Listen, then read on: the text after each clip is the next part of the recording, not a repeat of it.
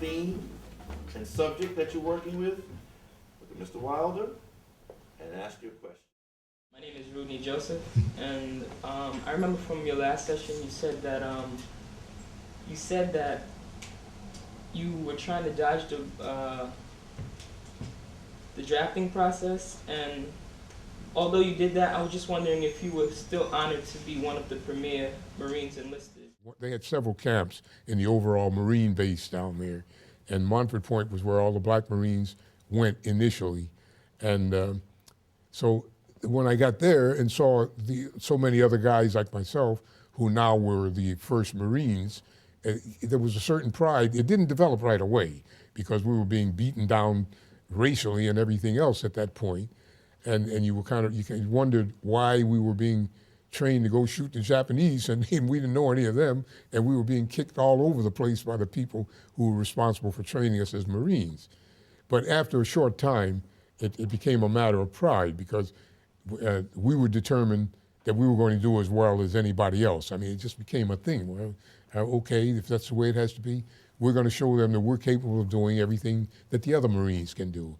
And so it was something of great pride to most of us. I wanted to know, how did you deal with drugs and other bad habits that plagued other musicians that's in your field? They would call my room in the hotel, and they nickname me Reverend. See? They'd say, "Hey, Rev, come down, we're going to get high. Come down and preach to us while we're getting high." And I'd go down and talk to them, and I'd say, you know, you guys are going to get tired of this, and you're going to go to something else. They got involved with all this stuff, and they just, if they didn't die, they ended up in jail or being sent to Lexington, Kentucky to get straightened out, and they could get more, they had access to more narcotics at Lexington in the jail than they had on the streets in New York and things like that. But I'm saying this, I'm trying to emphasize this so that the idea is don't let anybody coerce you into using any of these things, and whatever talent you have, it is not going to enhance that talent.